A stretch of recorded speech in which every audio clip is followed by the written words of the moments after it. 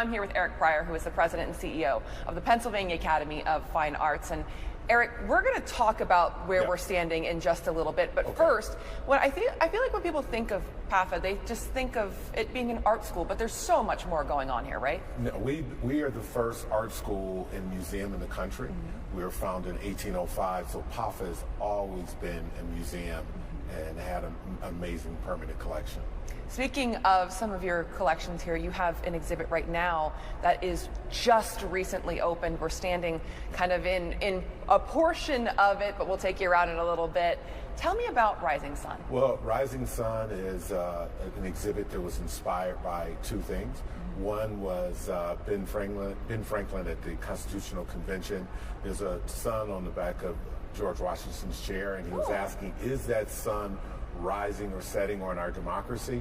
And then within our partnership with the African American Museum, they were looking at the lyrics from Lift Every Voice and Sing the Black National Anthem, and it has a portion, and it speaks to the rising sun, a new day begun until victory is won. So those two things were the prompts that the artists used in looking at, is the sun rising or setting on our democracy?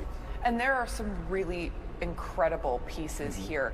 How many artists are involved, and how did this thing really come together here? The total is 20 artists. There are 11 artists here at PAFA and 9 artists at AMP at the African American Museum in Philadelphia.